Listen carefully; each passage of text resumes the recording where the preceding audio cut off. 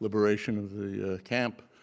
I'm Jack Klieger. I'm president, CEO of the museum, and it's a distinct pleasure for me to introduce my colleague and I think now a good friend, Professor Robert Jan van Pelt.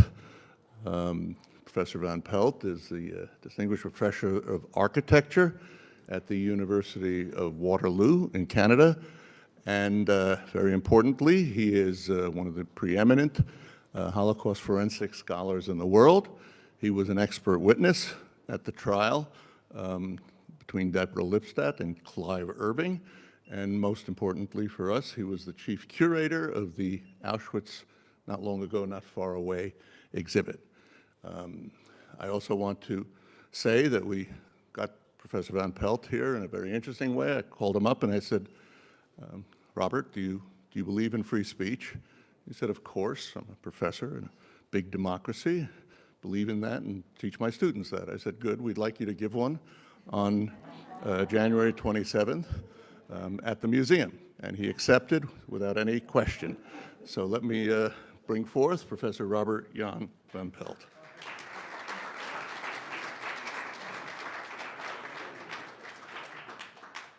I guess that freedom of speech and this Lady Liberty at the background is kind of a special place. I think that from that point of view, this is probably the best lectern in the city. So, I'm a professor of architecture. My claim to fame, if any, is that I discovered the Architects' Archive of Auschwitz in the 1980s, and I've been working on that ever since.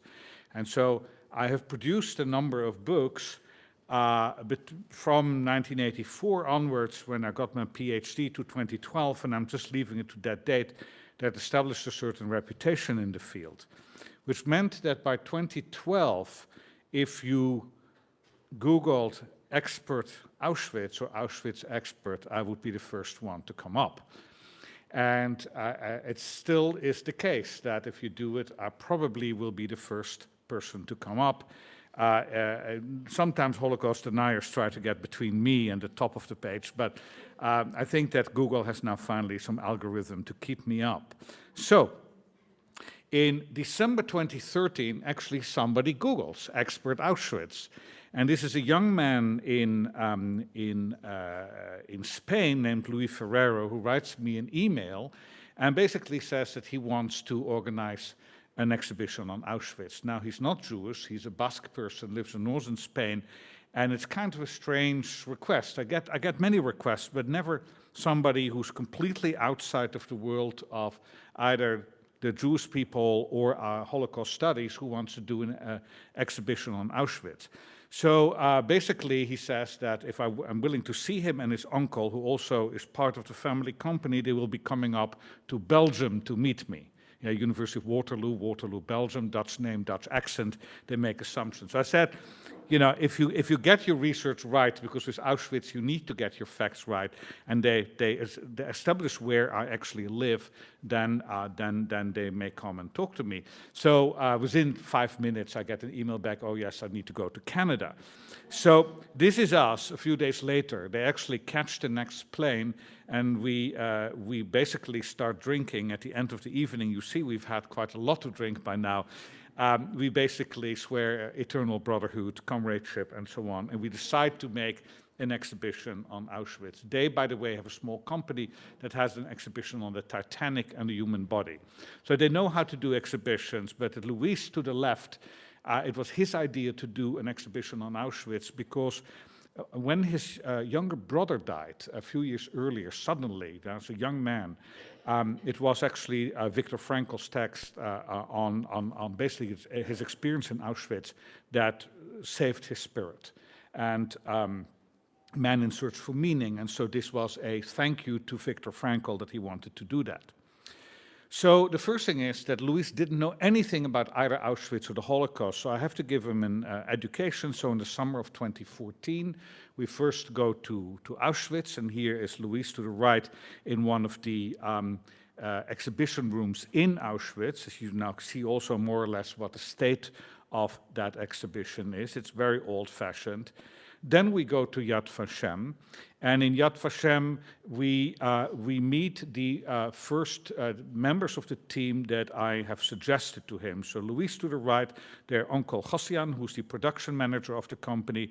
Then Michael Birnbaum, the man with the beard, he created the Holocaust Museum. He was the project director of the Holocaust Museum in Washington, D.C., now professor of Jewish Studies in Los Angeles. And to our left, a very good friend of mine who I met actually in Yad Vashem in 1997, but happens to be Algerian, Jamel Zeniti. So we have an Algerian architect is going to be part of the team. He is the designer.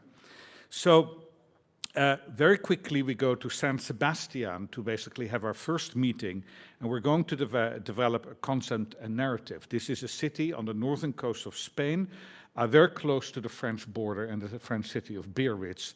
It is famous for its food. It's probably it has more Michelin stars per capita than any other city in the world. So here we have a dinner to basically get the spirits going in a restaurant, the only 3-star Michelin restaurant run by a woman, and that table where we're sitting on the night before was occupied by the Spanish royal family, and maybe today you saw King Philippe of Spain in Auschwitz. So this was quite an important table, but they had arranged it for us. So once we had this dinner, it was a good time to start to work. This is the whole office, by the way. So the whole exhibition that you see there was developed in this room.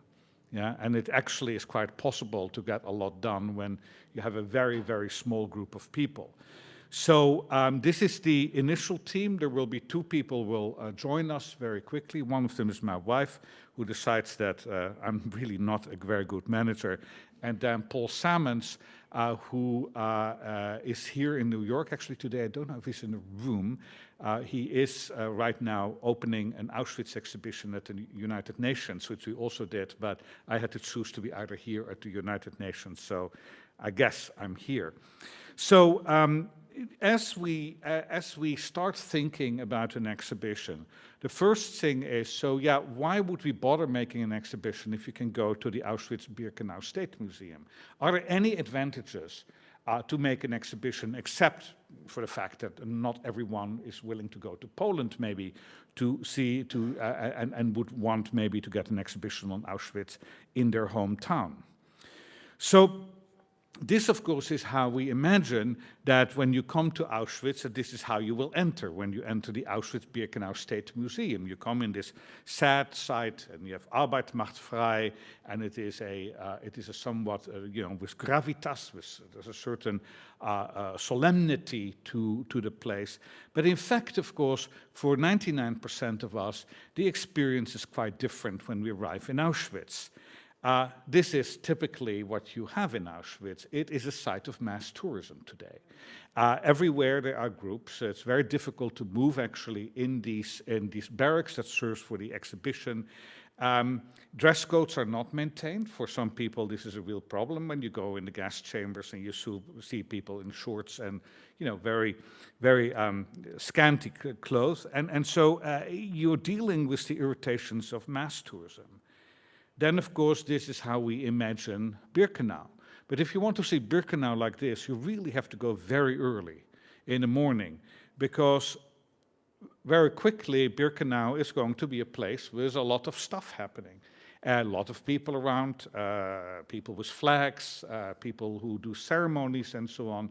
And again, the sense that you go to Birkenau in some sense to communicate with what might be said is the dead, or a numinous experience. Today it's very difficult to do that, especially in the summer months when tourism is at its height.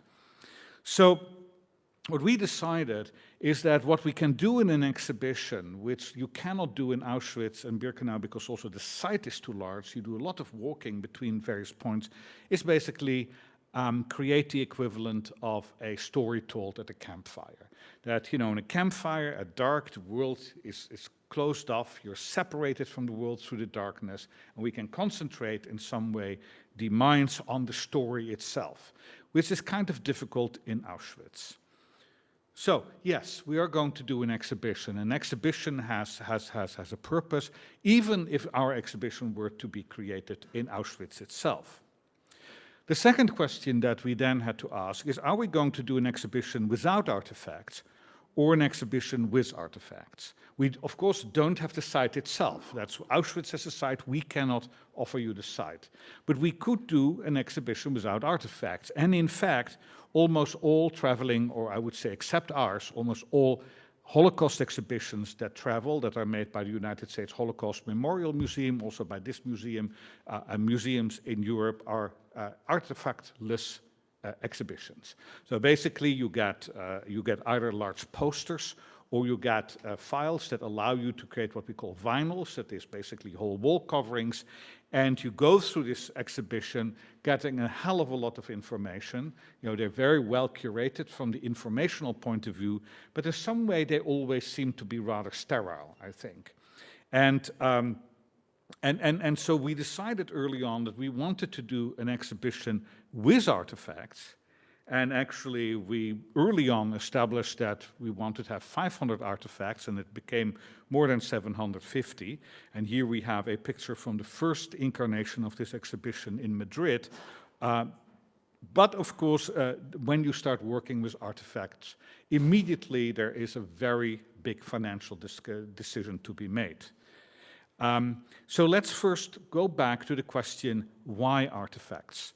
Now, Volta Benjamin, who is a Jewish philosopher who committed suicide in 1940, just after he had fled German-occupied France for Spain, he created a very famous text in 1936 called The Work of Art in the Age of Mechanical Reproduction. He looks basically at copies. He looks at a culture in which in factories, basically copies of things are made. And he says that the reproduction of artifacts, of works of art, that in fact what they miss is what he calls the aura of originality, the sense of authenticity. And we know, of course, that today, one of the reasons that we treasure the survivors and survivor testimony, even if, as we saw today in the program from Auschwitz, that sometimes it can take a little longer than expected, but you know this is authentic. This is irreplaceable. And also artifacts, original artifacts, are irreplaceable. And as the survivor generation is dying out, in some way that touchstone of authenticity will have either at the site in Auschwitz or we will have it in original artifacts that are related to the story of Auschwitz. So this is why it is important to create an exhibition, especially about Auschwitz, especially at this time of the passing of the survivor witness generation, using original artifacts. But this is our initial calculation. An exhibition without artifacts we could produce for 200,000 euros, around $250,000. With artifacts, 2.5 million euros. And this is a company that has no shares, there's no money, there's no state money coming in, no provincial money. We basically do everything on a credit line from a local bank. Thank God for local bankers. And throughout the whole process, every month, my friend Josian and Luis had to go to the bank to meet the bank manager and to explain why the overdraft was larger and larger and larger. So it is a story of basically private initiative.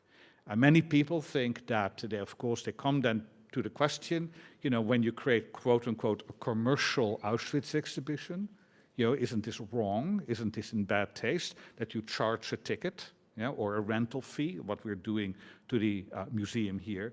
But the fact of the matter is that nobody else ever tried to make something like that using other means. So the only means we had was a line of credit, and this company should not go bankrupt simply because they wanted to make an exhibition on Auschwitz. So the next question is, what story do we seek to tell? There's so many stories that you can tell about Auschwitz. And I have an architecture background. I was interested in the building and the construction of the camp, the planning. That's my background. There are a couple of books that I've written are dealing with that issue. So it seemed to be kind of natural that we would focus on the place, that we use the place of Auschwitz as as a leitmotif. And so here, a map that shows basically 16th century Europe. And what you see here is, in fact, the location of Ozvensim right at the border of Germany and Poland. Right there.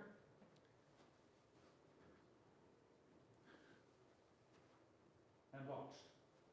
Throughout the history of the city of Ozvensim, it has been a border town. It only ceased to be a border town after the First World War. So border towns are interesting places. There are dynamics in border towns, as you probably hear from the news, the dynamics of the border towns on the Mexican-US border that are unique for that situation. And mostly it has to do with transit of strangers from one country into another one. So this is a detailed map of Ozvensim. Right there. The river running very close to it, the Vistula River, is the ancient boundary between the Holy Roman Empire or Germany and Poland. And sometimes, you know, Ozvensim will flip, but basically throughout its history, as I said before, it's a border town. It's a border crossing point. This is then a photograph from around 120 years ago. We're looking now at the old town of Ozvensim. In the foreground, we have a house of a distiller named Haberfeld, and we have Haberfeld bottles in the exhibition. Then we see a synagogue, and behind the synagogue, we see the major church. Synagogue and church. A town in which Jews were in the majority in the town itself, but outside the town, a largely Polish Catholic population, but who lived in relative harmony and peace in the town of Ozvensim itself. The town of Ozvensim was also famous because it was the westernmost outpost of Polish Hasidism. So it was quite well known in the ultra-Orthodox circles. It was also, since the 1880s, a very major railway point. So basically what you have is that in Ozvensim there's a large railway station on the railway line that connects Vienna to Lvov, or today Lviv, with then a branch going out to Berlin and a branch going out to Warsaw and Moscow. So basically the Imperial Russian railway system, the German railway system, and the Austro-Hungarian railway system come together. Ozvensim, railway to Vienna, Prague, railway to Krakow, Lviv, railway to Warsaw and Moscow, and railway to Berlin, to basically Wrocław and Berlin. So in the railway world, everyone knows this town, even if it's a small town. And this is also the place where these three railway systems come together. Here, a picture of around 1890, in the station of Ozvensim with the crew of the local crew of the Austrian railway system, and the place becomes quite well known as a place where Jews cross into Germany on their way to the America. Of course, in 1942, Auschwitz becomes, as a railway junction, also the destination of Jews from all over Europe. Here we have Dutch Jews in the city of Amsterdam being rounded up in 1943 on their way to Auschwitz. Put on a train in Westerbork, the transit camp. Here's the railway system of the major points of departure in Western and Central and Southern Europe to Auschwitz. To arrive in this site, here's now an aerial photo where you see still the railways, the white lines, and you see then also in darker green the camps that have been created and the IG Farben synthetic rubber factory that in some way is the economic engine of the area. So here, railway, Vienna, Prague, to Warsaw, Berlin, and then to Lviv. Auschwitz main camp, Auschwitz Birkenau, Auschwitz town, factory, Auschwitz Monowitz. A very intensely used area, and one of the things that we thought was important in the exhibition, always to give the visitor a sense of where they are, what is happening where. Everything in the history of Auschwitz has its proper place. So in 1944, there is a station within Auschwitz Birkenau, of course, a very famous picture of a selection of a Hungarian transport. So, the key story of Auschwitz will be that of place. And so we have one poem here that very much inspired us. It's by a French poet, it reads as follows. This dot on the map, this black spot at the core of Europe, this red spot, this spot of fire, this spot of soot, this spot of blood, this spot of ashes, for millions, a nameless place. From all the countries of Europe, from all the points on the horizon, trains converge towards the nameless place, loaded with millions of humans, poured out there unknowing of where, poured out with their lives, memories. Small aches, huge astonishment, eyes questioning, bamboozled, under fire, burned without knowing where they were. Today people know, have known for several years, that this dot on the map is Auschwitz. This much they know. As for the rest, they think they know. So, early on we made decision about the story would have around 20 parts. We're creating introductions to each of these parts with around 120 to 160 words. We will have captions, images and artifacts with captions.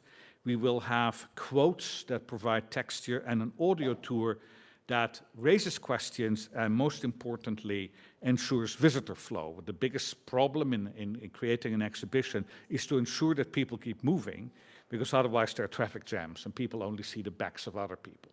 And this is always a real problem, and especially when you move from one venue to another one, it can become quite problematic, because every venue has its own characteristics. So first of all, we start hunting for images.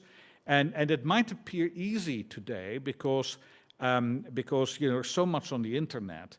But this image, for example, we decided to blow up. And we needed to have a file for any of you who has computer literacy of around a gigabyte size to create the resolution we wanted at a almost 9 feet tall file. Now, where do you find that? We had basically to commission scans of that intensity. We need to go then to the original copyright holder. This drawing was at the Ghetto Fighters Museum when we basically started talking about using this drawing in our exhibition, but halfway it was claimed by an heir, the grandson of the man who made it, and suddenly it shifted ownership, and the agreement we had with the Ghetto Fighters Museum wasn't valid anymore, and we had to renegotiate the rights to basically use this image. It's very difficult. What kind of images are you going to use? We chose, for example, for the images of life in Auschwitz Birkenau, an artist named Jan Kamsky, who shows relatively, compared to many other artists who suffered in the camp, relatively, let's call it, low passion pictures. You quite often have very dramatic pictures, but they are so already kind of loaded with emotion and intensity that we thought they didn't really help you to intellectually grasp what was happening. And so we chose an artist that shows life in the camp, but you have to do some of the work to basically fill in the horror into the picture. We thought that was good for the visitor to do.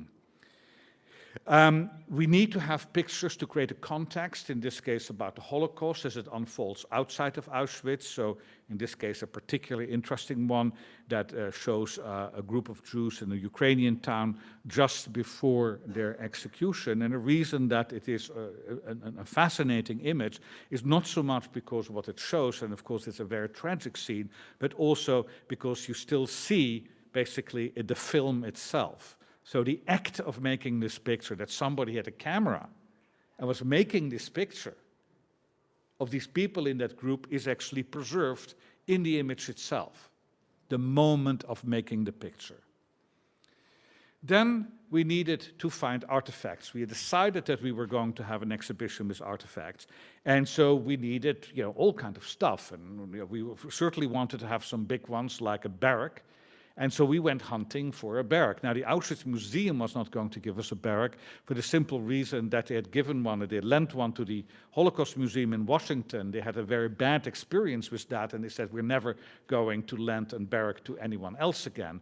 So we were basically going around the countryside around Auschwitz with a local cab driver, and this cab driver knows everyone and was able to bring us to this kind of country house. It was really, it's owned by the man who's standing there at the electricity box, but a barrack from 1942 from the Auschwitz camp that was given to his parents, who were displaced peasants from the area in 1945 to make a new start. So then we needed to get permissions from the Polish government to restore, to take the barrack away, to restore it, and ultimately to export it, which with the help of the Auschwitz Museum we were able to do.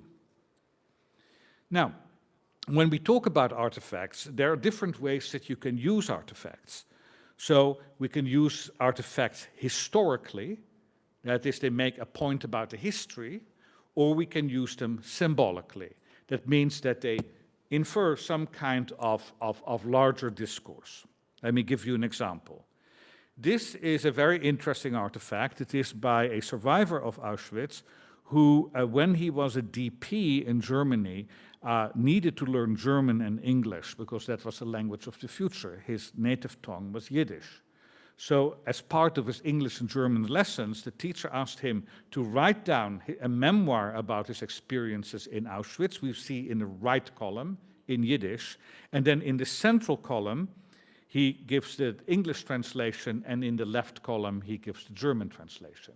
So this is an artifact about making a new life. In some way also using the experience of being in Auschwitz, quite literally in this case, because he's writing it down and then providing translations in languages that he's learning. So it's an historical artifact. But here, this is the entry room in the exhibition as it existed first in Madrid. Here we have an exhibit where we start with a couple of symbolic artifacts. That is, in this first room, we try to make a point which was not about the history, but we try to make a large statement of what this whole history is about. So we want to introduce basically the idea of the perpetrator, that is the German state, and the victim, the individual. And so we oppose to each other a wheel set of a steam locomotive, a German steam locomotive, which we bought in Germany, and we don't know if this is a wheel set of a steam locomotive that actually ever pulled the train into Auschwitz. We don't have that provenance, to a shoe that comes from Auschwitz. It's a big steel thing compared to a small leather thing, but both are red. So they're talking to each other, at least in the color. And here we create a narrative about perpetrator and victim, and who is the perpetrator. Yeah? So this is a symbolic artifact, the wheel set. This gas mask, it's both historical, it's an original gas mask used in Auschwitz for the murder of 1 million+ people, but it's also symbolic at the same time, because it's a faceless face in a sense. When you wear a gas mask, you are, as a human being, invisible to the other, but at the same time also you're separated by the glass from the people who might be in the toxic environment from which you are protected. Rudolf Höss, the commandant of Auschwitz, who actually is present at the gas thing with a gas mask, his first experimental casting, talks about it, how he felt separated from the experience. So historical and symbolic at the same time. Here we have an artifact that in some way also is both. It is a historic stretcher, but we use it as a symbol of the Muslim, that is, of the emaciated prisoner who is about to die. And since we cannot show a mannequin of an emaciated prisoner, we have a tiny little drawing made by Alfred Cantor, but in some way the presence of a body seems to be imprinted on the canvas of the stretcher still. So with a little bit of imagination, you look at the stretcher and you can imagine the body on it. So simultaneously historical and symbolic. And of course, most importantly, and this is what the Auschwitz Museum also used today, the glasses, so they gave that little movie. It's about, artifacts in Auschwitz. You see the old man taking off the glasses, and then the glasses come down on a big heap of broken glasses. So this glass, for example, we have it in the exhibit on the gas chamber. And in a sense, for me, it talks, and especially because one lens is missing and the other lens is opaque, you cannot see it through it anymore. It's about transformation. And of course, in the gas chambers, the only thing that men and women were able to take in the gas chambers, because they went in naked, were their glasses. Germans didn't ask to take off their glasses simply because it would create too much trouble. Yeah. So in a sense, this is a leftover from the gas chambers itself, not from the undressing room. So very charged symbolically. Now, it's always important in an exhibition, in any exhibition, or for that matter, any lecture, is to both simultaneously confirm expectations and to surprise people. And so the same with artifacts. So everyone expects to have suitcases with names on it. By the way, they're very difficult to obtain because the Auschwitz Museum doesn't lend them, because they could be claimed by family members because they actually identified with a particular person, in this case a Czech doctor named Dr. Kurt Stein, whose history we were able to reconstruct. But then, very unexpected, right at the beginning, a 16th century map of the Duchy of Auschwitz, again, to basically take you out of your comfort zone, what is this doing there, to raise questions, or a road sign from the town of Auschwitz, proudly announcing the town of Auschwitz at the entrance of the town itself, which is customary in Europe. So when you have this thing here, which was made in 1940, and of course in 1945 all these signs were taken down because now the town was again known as Ozvensim, a local collector got it. And it's quite an important artifact for us to show the civic improvement project the Germans had in the town of Auschwitz, which was the context for the history of the concentration camp. Then we have unique artifacts and artifacts that are extras. A unique artifact would be, for example, this drawing by Alfred Cantor. We have it in the exhibition on the 3rd floor, tiny little drawing made in the camp. It shows the Czech family camp, and you see the smoke of the crematoria, and there is nothing like this else in the world. I mean, this museum has a few of these little drawings, but they have the Cantor collection. There's no Cantor collection anywhere else. This was made in the camp, very important and unique. But when we come to the shaving brushes, again, we saw today in the little video of the museum, there are thousands of them, and we could have had thousands of them. Now, the question is, the Auschwitz Museum is very happy to give you tons of these things. We say, okay, give us 20 or so. But the question is, what is the relationship between these very ordinary artifacts that do not really talk about living in the camp, it talks about life before arrival in the camp, and they're a dime a dozen, and the drawing that we saw before. Or these little buttons, my favorite artifacts in the whole show. We didn't expect that when we set out to make the exhibition, but ultimately these buttons are simultaneously extremely common, but also very private. Because, of course, when you undressed, the last thing that you did before you were naked was unbutton your shirt, your dress. And I want to give you a little story here which really charges these buttons with incredible meaning. A friend of mine is the grandson of Rudolf Höss, the commandant of Auschwitz. His name is Reinhard Höss. He is disgusted with the history of his family, the denial by his parents of the history of his grandparents, and he goes around the world trying to make up. And he told me that his mother would routinely ask for nice garments that found its way to Canada, that there was a special little commando of prisoners there who had to select the very, very best coats, jackets, and dresses of deportees who had arrived in Auschwitz and who were murdered to be sent for selection to Mrs. Höss, to the commandant's house. If she liked the garments, they would be cleaned, but always the buttons would be replaced. She did not want for her fingers to touch the buttons that had been touched by the victims. So once you hear that story, you realize how charged those buttons are, those seemingly ordinary buttons. Now then there are artifacts that relate directly to Auschwitz, but also you need to give a context story. So an artifact that relates directly to Auschwitz is an examination table. Might have been used by Dr. Mengele, maybe, maybe not, who knows, but it's the right type, and it was in Auschwitz Birkenau, we know that. It has full provenance.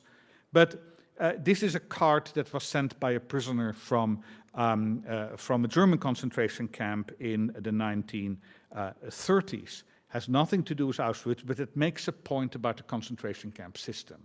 And many of the artifacts are collected and presented in order to fill out the context. Then there are artifacts that are somewhere in between. This is a tallit, which was owned by Mr. Kaiser, who you see his picture in the back with his wife. He happens to be a native of Ozvensim, the town where the Auschwitz concentration camp is going to be created. As a young man, he gets at 13 years old, he gets his tallit. He marries his sweetheart in Ozvensim, then they move to Antwerp, where many Polish Jews ended up. She becomes a seamstress, he sells what she makes. Then in 1940, when the Germans invade Belgium, they move to France, they flee to France, ultimately they end up in a French internment camp. The kids are able to get out of the camp, they're hidden by righteous Gentiles in a village, but they ultimately are transported back to where they came from, that is to Auschwitz now, but they don't arrive in the town, but now they arrive in the camp where the couple is murdered. Just before his train leaves, he's able to get to have his tallit sent to one of his daughters in hiding. And then the daughter survives, goes to Israel after the war, takes the tallit with her, and this is how this tallit ends up in Yad Vashem. So incredibly important artifact. It never made it to Auschwitz. Of course, it should have made it to Auschwitz in a sense. He should not have separated from his tallit. If this man had had confidence in 1943 that indeed he would go to a place where he would work, there was a future, he would not have abandoned his tallit. But it appears to be that the fact that he abandoned his tallit is telling us that he knew there was no future there. And of course, he should have been buried in his tallit. We never should see this tallit.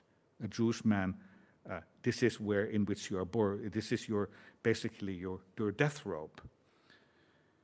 Yeah, provenance, excavations. These are the candelabers. We have them in the exhibition in the second room. Candelabers from the old synagogue in Auschwitz, but when the synagogue was destroyed, also the candelabers were buried. In 2005, they were dug up, and you see today they have been restored. To fill out the story, German inflation money. There's a direct relationship between inflation, the way that the mark uses its value in the 1920s, a formative experience for many Germans at the time, and the way human life loses its value in the 1930s. Here are one of our two largest artifacts. We buy this basically on an auction. It's a German Reichsbahn, late 1930s freight wagon. We were looking for this in Germany. We were basically contacting the German railways, and they said there's this auction of this thing that's parked in Karlsruhe. So Jamel Zeniti, who lives in Luxembourg, went to Karlsruhe and started to analyze it and found actually, this is after the restoration, that he could date this thing 1940. Right date. Yeah? So it's the right type. This is the type that you see in the Auschwitz album, and the right date, good enough for us. We buy it for 3,000 euros. It costs us 150,000 to restore it. Big artifacts and small artifacts. Of course, you need to have a few big things, you know, that you build the exhibition around big artifacts, like the Barrack. This is how it was constructed in Madrid. You know, the great thing about it is it was actually larger than here. We had much more space, a very different kind of space, but it also becomes an interior, becomes a place where you can exhibit artifacts, in this case, about life in the camp itself. But then the very small one, dreidels, that are found in a mass grave in the Ukraine. And the question, of course, is how do you then allow a small artifact to hold itself in competition with a large artifact? This is actually a picture of my wife's family in 1938 in Krakow. This is her father. He returns later in the exhibition. It's a tiny little picture. It is torn. And this is the only artifact that we have in the section on the Operation Reinhard camps, in which almost 2 million Jews were murdered. Because everyone in that picture, except the man, second one from the right, was murdered in those camps. So we use here a very small, damaged artifact. The only thing that's left of that family is this particular picture to make a very big point about the murder of 2 million people. Now, do we do that successfully? Should we have had more? Maybe. But in some way, if you have the imagination, I think you will be touched by the incredible discrepancy here between what's left of this family and what happened to basically a whole people. Artifacts with a story versus artifacts that invite forensic analysis. Now, when you prefer, of course, artifacts that come with a story, like this box. We know exactly who made this box. He was a wood carver who was imprisoned in Auschwitz. He came from the mountains, from Zakopane, and he was, and of course, wood carving in the mountains, in the Tatra Mountains in Poland is a very popular pastime. And basically, he was a very famous skier also. So at the side of it, he has his name. His name is Czech. Yeah, so you see here the skier jumping off CZECH. Yeah, so it's signed. He made these boxes for basically for Germans and for the capos. This is how he remained alive until he, one way or another, irritated him, and he was put in a job, in a very low-ranking job, and he died very quickly. But here we have him when he participated in the 1928 Olympic Winter Games. Yeah. So we have that story, but then we have a shoe, like this shoe, and we have no story about the shoe. We have to, in some way, forensically think about the story might be. We have to ask questions about it. It doesn't come ready-made with a story of whose shoe this was. We have historical artifacts, and then artifacts that's specially produced for the exhibition. So this is a big cooking pot from Birkenau. This is in which the food was created for the prisoners. This would be for a whole barrack of prisoners. The soup, the coffee, quote unquote. But this is a column, a gassing column from the gas chambers which don't exist anymore. And basically on the basis of my reconstruction, we made one. So this is the only one existing in the world. The Germans destroyed all of these at the end of the world, but we're reconstructing the gassing mechanism itself. So this is a model, hence we also paint it white. We do not suggest this is an original artifact. There are artifacts that are used conventionally and artifacts where we push, we say, the interpretive envelope. Conventionally, postcards sent from Auschwitz, we are happy here, wish you were here, great place to end up. This was part of the Gestapo operation to basically make the people at home not ask too many questions. So we have a couple of those postcards. They are exhibited close to the place where we basically arrive in the exhibition in Birkenau. But how do you represent transport? That's kind of difficult. When the deportees are in the train itself, it's very difficult to represent that in a sense. There are no artifacts, special artifacts about it. We have the freight wagon, but we cannot put the freight wagon inside the exhibition. It's too big. So we took thermos flasks found in Auschwitz, clearly taken for the journey to Auschwitz, and then create a little exhibition with the thermos flasks. So the thermos flask has to stand in for the journey itself, and then we have these little framed postcards thrown out of the train and then later collected. These were collected by the Westerbork transit camp, and they have a large collection of these postcards. Artifacts of which we have too many, and artifacts of which we have too few. So when you start collecting, so the Auschwitz Museum, they always were happy to give another kind of shovel full of brushes or eyeglasses, But, and so here we have what we call the Canada exhibition. We had a lot of this stuff. We made the selection. By the way, notice the shadows on the bottom shelf. These are actually our favorite artifacts. It's not a real thing, but it's the shadows they show on the bottom shelf. We said also if we ever make postcards of this exhibition, it would only be of those shadows, by the way. And then it's very difficult to find any artifacts that are related to the Roma Sinti genocide. And also today I thought it was very good that they had a Roma Sinti survivor in the commemoration, but that is also something very new. And there are hardly any artifacts. So this is a painting by a survivor, Sea Stoica, and ultimately Miriam, my wife, and I went to Berlin to buy an original work of art from her at a gallery, so we would have at least something. This, probably the rarest artifact in the whole exhibition, is actually owned by the Museum of Jewish Heritage, a blouse that testifies to the Einsatzgruppen killings in 1941-42 in Russia. Created by one sister for another sister. The other sister is murdered. She has to strip before she is executed in a large pit. And then the blouse comes back to the ghetto where the sisters made it, sees it, and of course takes possession of it. Then she escapes the ghetto and fights as a partisan wearing this blouse. So incredible story, both of victimhood of the first sister and of resistance at the same time, all in a single artifact. You can write a whole book about this whole thing. And for me, in some way, this is, I think, the key artifact in the collection of this museum. And then are problematic artifacts where we don't really know if we want to exhibit it.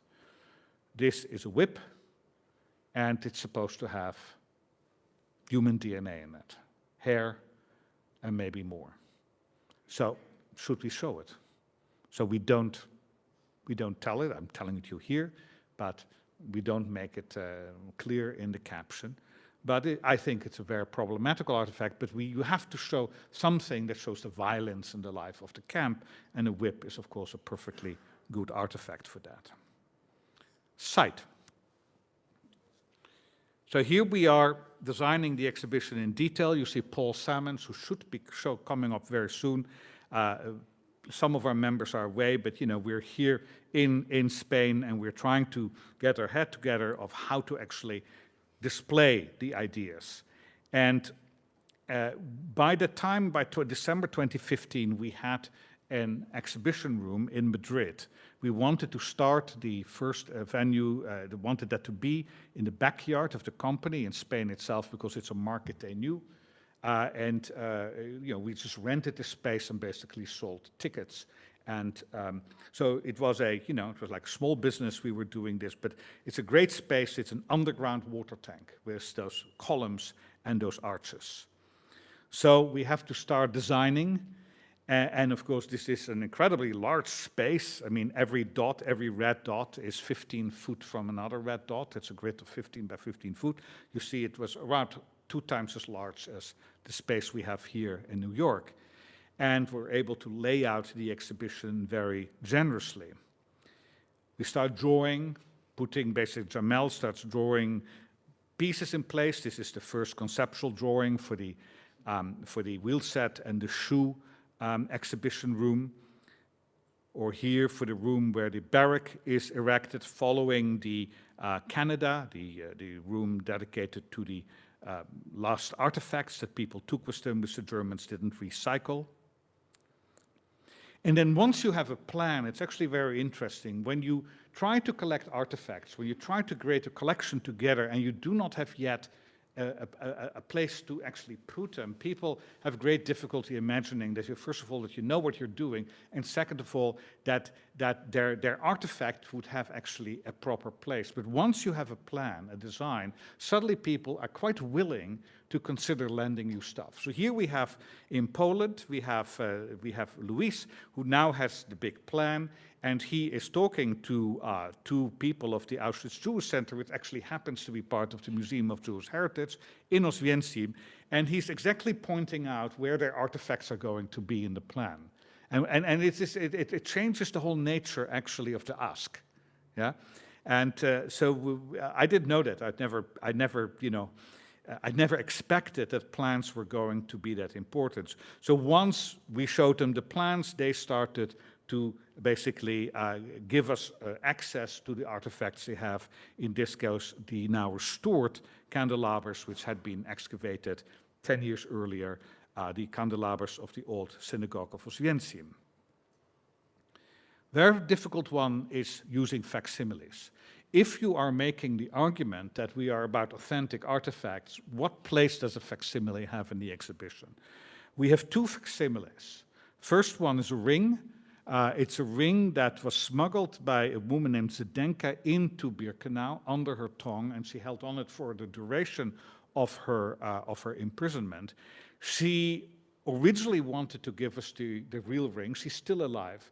And then at the last moment could not separate from it, because she had not been separated from the ring at any time since 1945. In fact, she had not been separated from it since 1942. So ultimately, she still couldn't separate from it. So we thought in this case, actually, the replica was a responsible kind of response to that. Instead of saying we're going to be hardliners, either we get the original or we don't do anything, we thought, in fact, the fact that she cannot separate is an important part of the story. Another one, it's a very small thing. It is the heart of Auschwitz, which is owned by the Montreal Holocaust Museum. Again, we made an exception. It's a very important story. They could not let go of the original, but they offered us a facsimile. I went to Montreal, I compared the two, and I said, you know, this is really so good that we're making the second exception, but only two, and we're not going to make any other exceptions. Diversity. Now, one big problem in the history of Auschwitz, of course, is that we have all of these, let's call it, competing claims, but also all these different victim groups. So when you start to create an exhibition, you know, who are you going to show? First of all, who of the Germans are you going to show? Are you going to show capos? What are you going to tell about Polish political prisoners or Jewish political prisoners? Or Soviet POWs, or Jewish prisoners who are not political prisoners, who are just in prison because they're Jews, or Roma Sinti, or French, in this case, Christian resistors who were sent to Auschwitz, a small group, but still very important. Charlotte Delbo, the poet of the poem about the dot on the map. And so how do you balance that? And then you have also questions about actually how do you create an environment? We call them the vinyls. These are the big pictures on the walls. Yeah, what are we going to show as a small picture? What is a big picture? This is actually a photo that my friend Pavel made, and we made a whole wall, a background for the original artifacts. And these, of course, are all design decisions. Or a picture, the original is this size, and we blow it up so that it fills a whole wall to give you a sense that you're in the crowd that's arriving in Auschwitz. Now, the problems technologically are very big, because this is a very small original picture, and you start blowing it up, blowing it up, and you have to constantly rework basically the file, because otherwise it gets very coarse. Very important picture. This is in Canada, and what we see over the roof of the barrack in which belongings of the deportees are stored, we see basically the chimneys of crematoria 4 and 5. 4 here, 5 there, and actually when you look at the original picture, I can see it on my screen, and this projection not, you can actually see the smoke coming out of the chimneys of crematorium 5. So that smoke is the owners of what you see here. And here is the way it is displayed in this exhibition here in New York. So again, how do we create environments? It's not simply picture on the wall and a case with artifacts. Texts. You may have to make very quickly a decision on actually how you organize your text. You cannot have too many different formats. So we have in the exhibition, we created our own kind of hierarchy, top-line texts, 1 per room, informational text, a few per room, captions, quotes, and then also labels that sometimes are above a section to help the visitor orient herself. So top-line text, always on the colored background in 2 languages, Spanish and English. In this case, we decided also to have Spanish because I think we had, while we were negotiating with the museum every morning, we had breakfast in George's Cafe on Rector Street, not very fast, and of course everyone who works there is Spanish-speaking, so we thought, okay, it's the second language of New York. We had the Spanish text anyway because we started in Madrid. So this basically, the idea is if you only read the top-line text, you get the basic story of the exhibition. Then informational text, that's the one to the side, that will give some kind of background to an artifact. That's more than you find in a caption. So in this case, we're looking at the tallit katan of Mendel Landau, and then we have a text behind it. It's called Keeping the Commandments. We have a lot of white there because in one room, all of them have to be of the same size. So we have another text very close to it in the Imitation of Christ. And you see now that there's a lot of white because we're not going to micromanage to give in the Imitation of Christ more words simply to balance the number of words. Then captions, the great art in creating exhibitions is actually writing the captions because you have very little space. So you need to be very precise in your information. In this case, a caption that is about the family of the tallit I talked about, who came from Ozvensim and where the father and the mother are returned to Auschwitz. We have here the daughter who took the tallit to Palestine, and now we put a photo on the caption itself. And then finally, quotes. Quotes that, as I said, are meant to create texture. They are in some way like artifacts. They are also a touchstone of authenticity. There are labels on the wall sometimes, graphics, big maps. These are Europe before the Second World War, number of Jews. This is basically accompanying a graphic, a German graphic, but it's all in German language, so we need to provide an English translation for the signs used in concentration camps.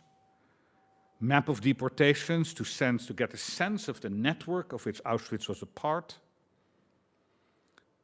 Graphics to basically place you, in this case in the Stammlager, in the main camp, so that somebody who really wants to study it can get a sense of what every building, which block it was, where things happened. Here, at the end, kind of statistics. So if you want to know the size of Auschwitz in relationship to Treblinka, other places, Jewish number of victims in the Second World War compared to non-Jewish civilian victims and so on, all the information is there. But finally here, a very controversial graphic. So it seemed to be very simple. We made that. This is victims. This is basically the number of people deported to Auschwitz and the number of victims. So every figure is 10,000 people. It's 10,000 people. Then the dark ones are those who die, and the white ones are those who survive. Now, what you see here is very simple. That 1/10 of the Jews only who arrive in Auschwitz survive. Half of the Poles who arrive in Auschwitz survive. Of the Soviet POWs, almost nobody survived. When we created this, the Auschwitz Museum had great difficulty with this graphic. They wanted us to remove it because it made the point, of course, that the fate of a Pole in Auschwitz, a Catholic Pole, is very different from that of a Jew.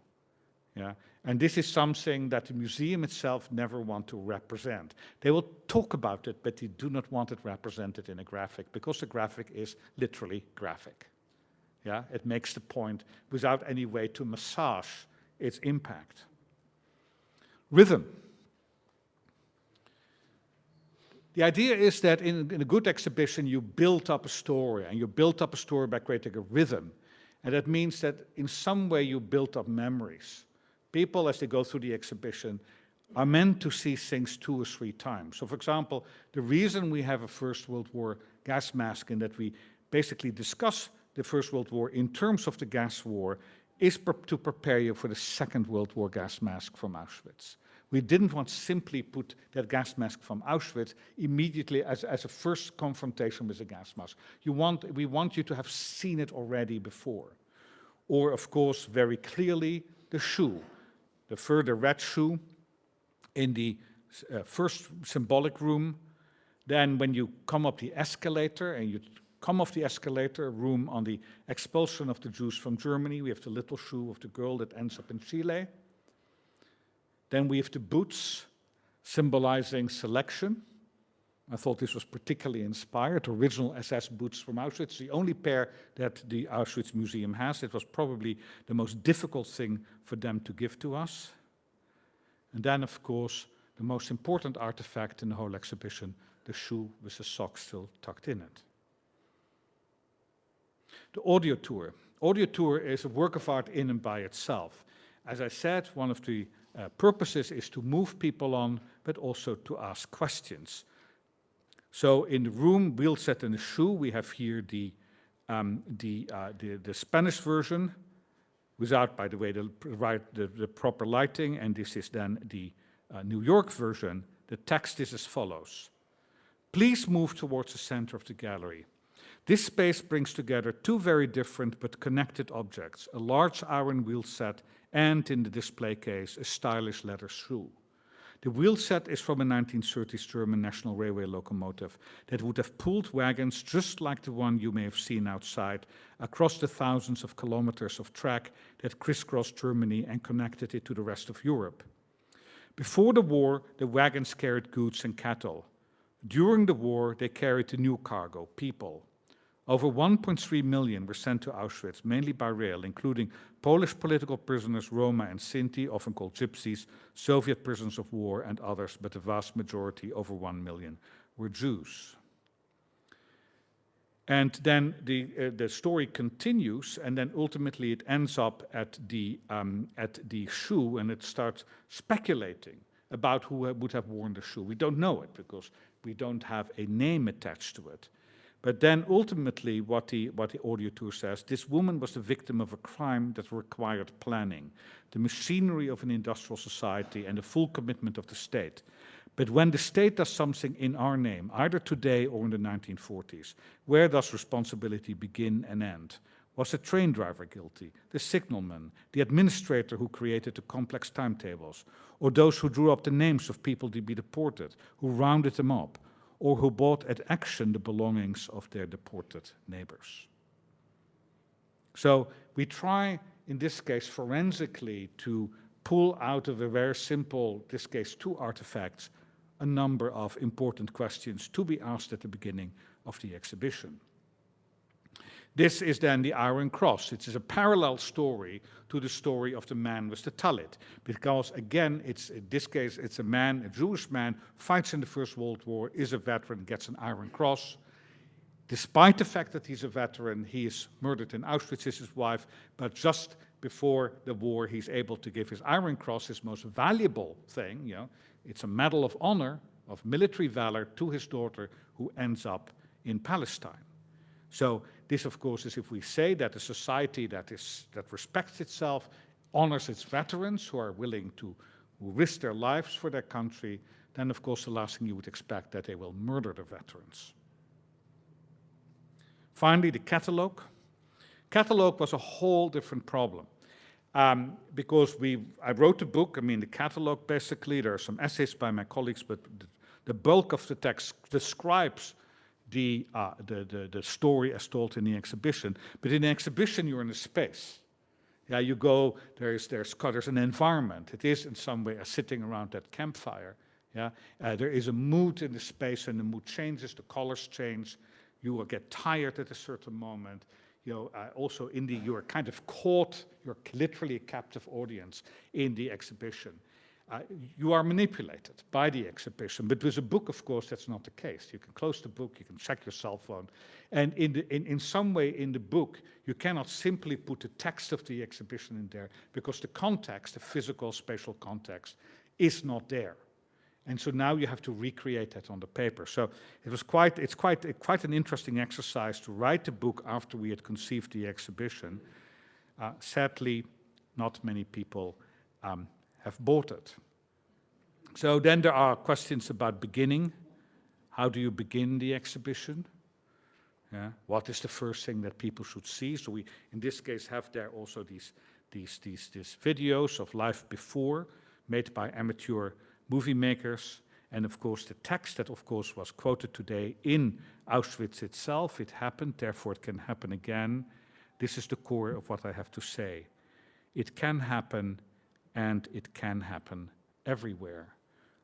Give a kind of universal beginning, and then a room that introduces again Auschwitz as a place, locates you in New York in relationship to Auschwitz, a rather sterile room, but we did that on purpose. We wanted it to be, want you to be pleasantly surprised as you go from the first room in the rest of the exhibition, but this could be a, basically a pop-up exhibition if you come in the first room. So we decided to wait with the fireworks to the next one. And then finally, the end. How do you end an exhibition on Auschwitz? What is the final message you give to people? So we decided to use Charlotte Delbo again. We have her a few times in the exhibition, but we decided to have a poem by her in which the dead speak to the living. You who are passing by, I beg you, do something, learn a dance step, something to justify your existence, something that gives you the right to be dressed in your skin, in your body hair. Learn to walk and to laugh, because it would be too senseless, after all, for so many to have died, while you live doing nothing with your life. Thank you very much.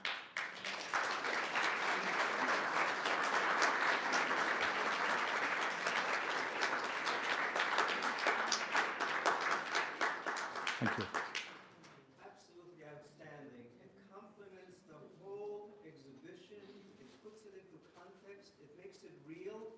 It shows the authenticity that went into it. It shows the amount of honest thought of how to commemorate what happened and to make it something which is a little bit, at least minutely more comprehensible about how it took place and how it is possible at least to begin to explain it. Thank you so very, very much. Thank you. Thank you. Yeah. I guess this was spoken from the heart, and I respond with my heart. Thank you. Yeah? We have time for a few Any questions. questions? Yeah. Just raise your hand and I'll come to you with the microphone so you don't have to shout. Uh, I was amazed by the paintings of the soldiers and the sailors. Was that done in Madrid, or was that done here? And if it was done in Madrid, how did you get that over to New York? sorry, the soldiers and sailors, which ones were those? The German soldiers, the paintings on the wall. Oh, no. So this is, the great thing about modern technology is that basically we can, they come basically as wallpaper. Yeah, so nowadays we produce our own wallpaper. I mean, this is the customized world. So we are able to, I mean, if you have the information, if the photo has the information, and if we get the permission, and that is often the difficult thing, you can take a very small thing, and then we call it a vinyl. It's kind of a plastic product that can be glued on the wall, and we just leave it.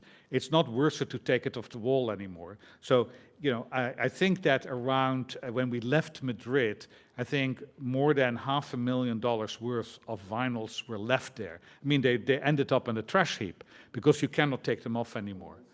So the same happens here, but of course we have to resize them for every exhibition space. This one was very heavily added because we had around 60% of the space we had in Madrid.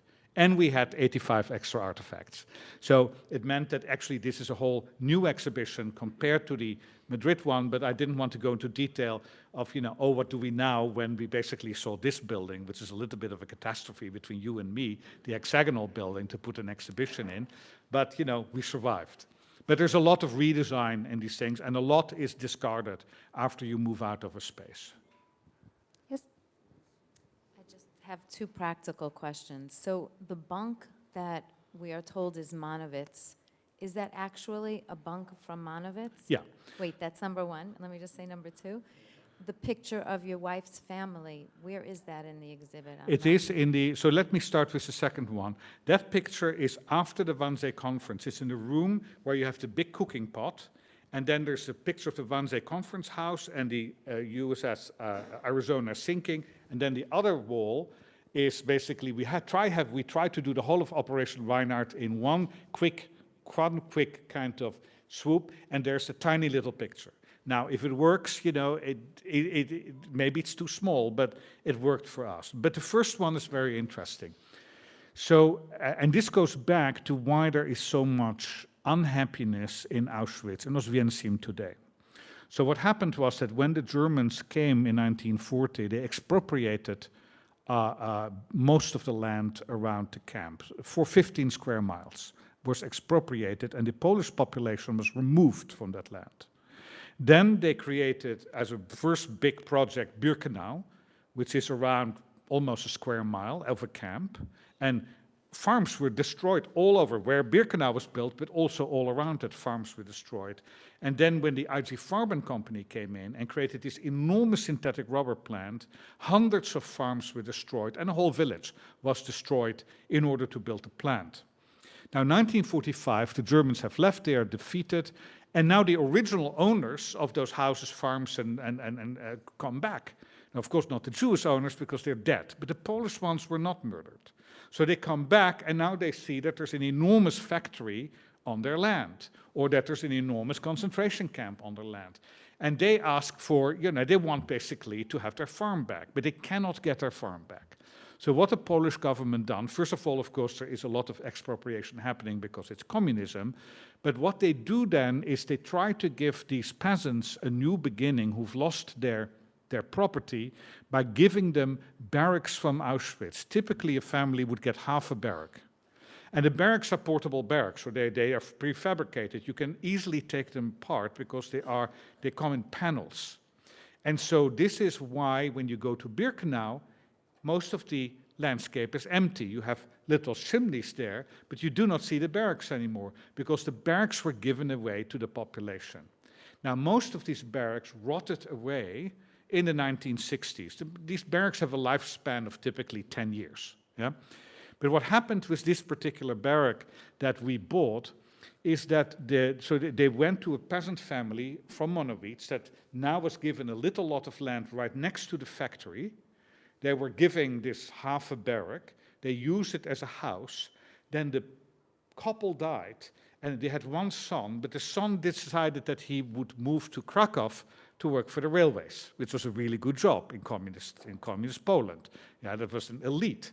So he becomes a driver, a machinist in the railway system, and only uses the lot that was given to him in 1945 was the barrack as a kind of Sunday cottage, because he had an apartment in Krakow. And because of that, he didn't have the need to update it. Because it was just, you know, he stores some, he uses the garden basically to grow vegetables and fruit and so on, to supply some extra stuff he cannot get on the market in Krakow, especially in the 1980s. So he uses the barrack now to basically store his tools, but he doesn't need to live there. So the fact it's falling apart is of no importance to him. And that's when we come in and basically say, you know, he's now in his 80s, late 80s, and say, you know, would you like to part with it? And he said, of course I would like to part with it. I would like to build, you know, for my last 5 years, a tiny little kind of weekend kind of, you know, one-room little house on it. So we basically calculated what it will cost, you know, to get the bricks and the windows and so on, and we basically gave him the sum that it would cost him to build a new little weekend retreat there. Yeah, but that was the small part. That was the 3,000 euros. Then came the restoration, and that was real money. Yes. Sorry, I.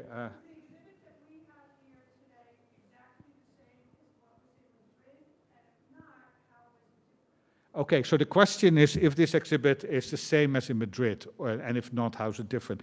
It's quite different. The basic story is the same. But the first thing is that we had to edit it down because of the, basically we had much less space. As everyone knows, space is at premium in New York City. We had a very large space in Madrid. And second of all, we had in Madrid, we specifically paid attention to the Spanish role in the Second World War. As you know, Spain was an ally, at least a military ally of Nazi Germany. Spanish units fought on the Eastern Front. We also talked about the role of Nazis in the Spanish Civil War, because we need to address the fact there was a civil war there. And most importantly is that here, when we came here last year, when we started talking to the Museum of Jewish Heritage, they wanted to have 85 artifacts from their own collection. So we got basically a free choice from their collection and chose artifacts that made sense to us, but also that made sense to their education department, because their docents would like to have these artifacts in the exhibition. So yes, it is quite different, and at our next venue, it will again be different. We have time for 2 more. I want to sort of apologize for this question, but what is it like in a personal way to be so deeply immersed in such a tragic story for a long period of time? Okay, so let me tell you an anecdote first, and I hope you not take it as an insult. Yeah. In 1994, and I was much younger, and I said exactly what came to my mind. I didn't have yet the self-restraint, which obviously I have now. I was asked by there was a conference of psychiatrists at Jagiellonian University in Krakow. And one psychiatrist who works with trauma and so on wanted to do this whole thing on basically, it was a 5-day trip to Auschwitz for the people who are working, who were coming to this conference. And so some 60 psychiatrists signed up. And so I picked them up at the Forum Hotel. And then I basically took them in 2 coaches to Auschwitz, and we checked in Hotel Glob, which is a really bad hotel. Is it Anne? Are you sitting there? It's Anne Weiss here. She is an incredible, I will talk about Anne in a moment. Incredible role in the history of Auschwitz. Any case, you know the hotel. It was basically cockroach infested, a terrible place to be, but we're going to be there. It brings you in the atmosphere right next to the trail tracks. It's now closed. And so I say, okay, we're going to make an evening walk, and that's how I always start my trips to Auschwitz with people who are mostly teachers. And so we meet at 6 o'clock, and we will lay the ground rules of the next 4 days. And so we're all sitting in the kind of communist lobby of Hotel Glob, and so my host basically says, this is great, and Mr. Auschwitz, it's nice to have you here, and we're looking so much forward to listen to you, blah, blah, blah, blah. And he said, but I do have to say that we've been talking about this trip before you picked us up this morning, and we're not really that interested in Auschwitz, but we are very interested in your response to Auschwitz and what happens inside you. And I said, this is none of your fucking business. Yeah.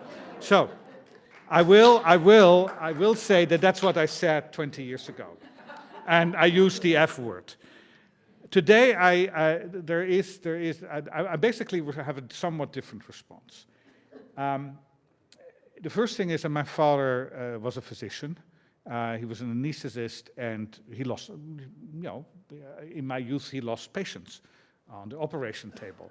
His specialty was basically trying to stitch people together who had motorcycle accidents, which is notoriously difficult. And the one thing I ever had to promise him in my life was never to ride on a motorcycle.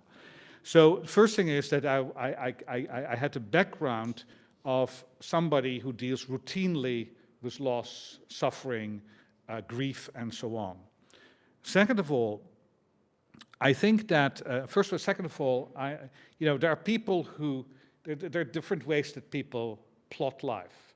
And it happens to be that after a very short time in which I thought that life was a romance as a young man, and a very short time that I thought it was a tragedy, and even shorter time that it was a satire, I really settled at the early age of 31 or 32, which is younger than most other people, on the idea that life is a comedy.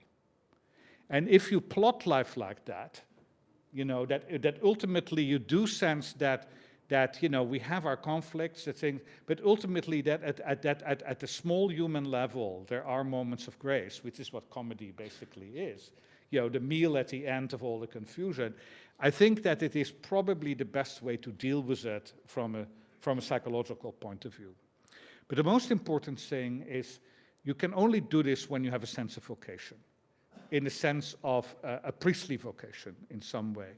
Now, I became a historian, and you know, one of the things is that, you know, I had a professor who basically, you know, worked his whole life on a very small topic, and I did my PhD with him.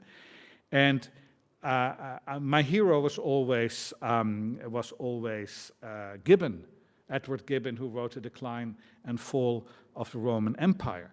And when Gibbon was asked why he had spent his life working on that topic, he said it was the only topic that measured up to my ambition. And in a sense, early on, that is in my early 30s, one way or another, I discovered Auschwitz, and I discovered because it's also part of my family history. I went to Auschwitz first to say Kaddish for an uncle who was murdered there. But in some way, my professional interest took over, and once you are caught, once you realize that it is a vocation, then I think you know, the package with the grief, the suffering, the stories also of incredible resilience and love and friendship, it all becomes one big thing. And the strange thing is, and that will be the final thing, I used to dream about Auschwitz regularly. And I stopped dreaming about it when I started working on it. So maybe it's been therapy also.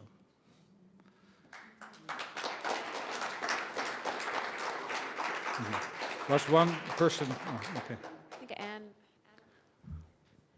Well, first, to everybody here, you should know that you have just heard what people, I would say all over the world, wish they were here to hear.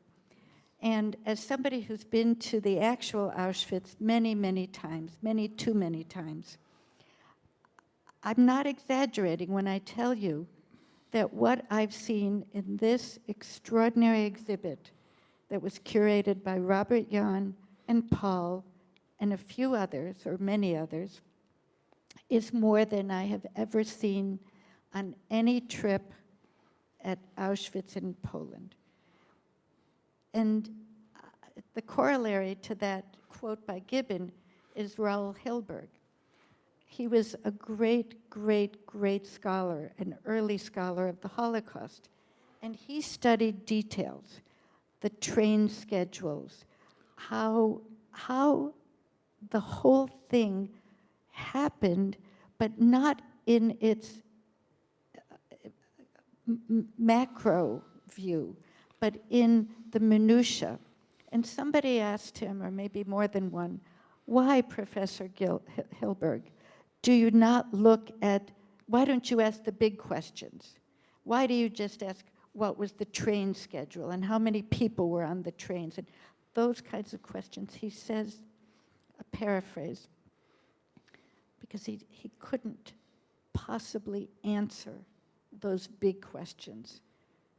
So he asked the questions that he could answer, because by looking at how those trains ran and what the conductors did and what stations, you could put together the mechanism by which millions of people were killed. To you, Robert Jan, the only question I have to say is, do you feel as proud as you should feel? We're so indebted to you and everyone who worked with you. Yeah, I mean, of course, we're all human, and so pride does come into the story. And I feel very happy when I see the people visiting the exhibition, when people, you know, come to listen and have the responses that you had. I just have to say that, of course, you are one of the people who also inspired us. I mean, it is an incredible, you know, in the 18th century, The people who worked on the encyclopedia, the great philosophers of the Enlightenment, they talked about the Republic of Letters. This is a nation of people, they're all over the world, and who are engaged with kind of similar questions. And they are a tribe, they are an army, they are a community. And Anne Weiss, of course, is a very important, crucially important member of our community. Her work is in our exhibition. Maybe you remember that we had photos of the SS having a great time after the 4 photos by Alberto Herrera, of the, who was a Sonderkommando, showing the burning of the bodies and naked women being chased towards the gas chamber. And then we have photos of the SS having a good time. And then we have a wall that shows photos that were found in Auschwitz, in Canada. It was referred to today in the service back in Poland.